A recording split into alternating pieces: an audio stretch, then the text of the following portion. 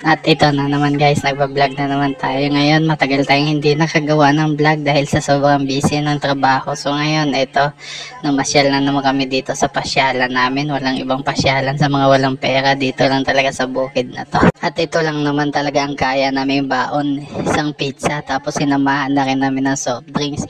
Dalawang soft drinks, hati-hati na lang kaming 4. So ito na nga, matagal pa nga nabuksan yung pizza. Parang ayaw pa yatang ipakain. Itong si Bunso naman nag-i-enjoy sa paglalaro. Ayan o, natingin pa nga. Parang gustong-gusto mambabato. Tapos si Teya, inip na dahil tagal mabuksan ng pizza niya. Gustong-gusto namin mamasyal dito sa bukid na to paghapon na. Maganda kasi abangan yung sunset dito. Tsaka isa pa, nagtitipid kami. Kaya dito lang kami namamasyal.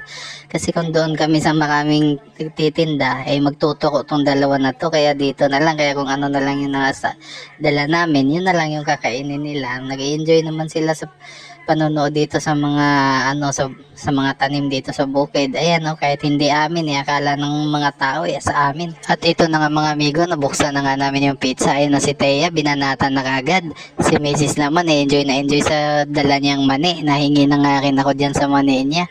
Tapos ako naman titingin-tingin lang sa paligid, nagmumuni-muni, nangangarap na sana balang araw magkakaroon kami kahit maliit na bukid. Gustong-gusto ko din naman talaga magkaroon kami ng bukid.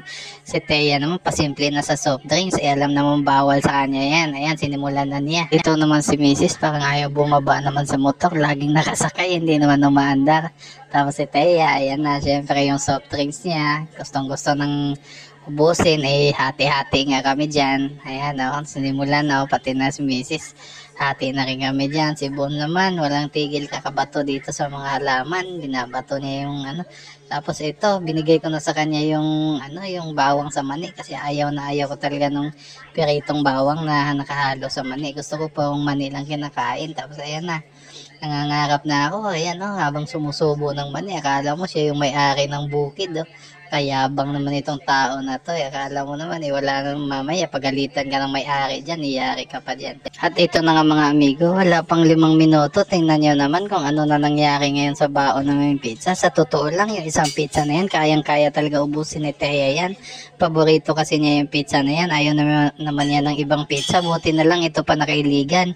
Yung mumurahing pizza, kung doon sa mahal, naku, di natin kaya yun. Kaya buti na lang dito siya na hilig sa Hawaiian na to. Ayan natuwa pa sa galak At ito naman si Mrs. Ayan di ko alam kung ano iniisip, kung nangarap ba din ang katulad ng pinapangarap ko. Tapos patingin-tingin pa sa bukid, akala mo kung sa kanya din.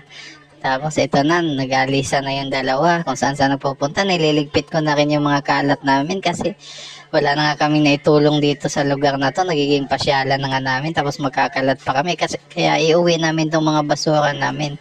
Ayun na si Teya, di ko alam kung saan pupunta to. Nautusan pa nga ako nung may nakita daw siyang isang halaman. Inutusan niya ako, kuhanin ko daw yung bulaklak na yun. Bulaklak to ng kugon. Kugon ang tawag nito sa amin. Ewan ko lang dito sa inyo. Kaya ito, kinuha ko siya na isa. Gustong-gusto daw niya sa tingin ko Makati pa naman to. Ito lang ang advantage natin dito sa bukid. Kung magturo man sila, walang bayad. Kukuhanin, pipitasin na lang natin. Pero kung sa SM pa to, kada turo nito, dukot tayo sa bulsa. Paano kung wala tayong madukot, nag-iiyak na yung mga yan. Kaya dito na lang kami laging namamasyal. At ito nga si Bunso, kung saan nagpupunta, hinayaan ko na lang. Wala naman ding mga sasakyan dito. Pinakita pa kagad ni Teya sa mama niya yung bulaklak ng kugo na yun. Tapos di naman din alam ng mama niya, di rin kilala kung ngayon lang din yata makahawak ng ganong bulaklak. Sa amin sa probinsya, ang dami niyan, pinaglalaroan din namin ng mga bata pa kami. Ayan na lang yung laruan nyo, walang bayad. Kung doon pa tayo sa palengke o sa SM gumala, tiyak, gastos yan, malaking babayaran yan. Wala naman tayong budget para dyan na lang kayo mag-enjoy. Kaya salamat nga, at dito nga naging kontento naman yung dalawang bata.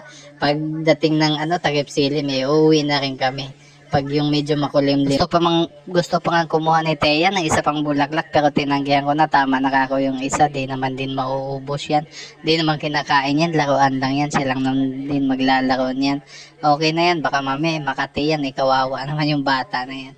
So mga amigo, ito na naman, magpapasalamat na naman kami sa isang linggo na pag-suporta nyo sa amin at sa panood na video na to. Kahit ganito lang yung vlog namin, nandiyan kayo. Salamat nga pala ulit sa inyo lahat.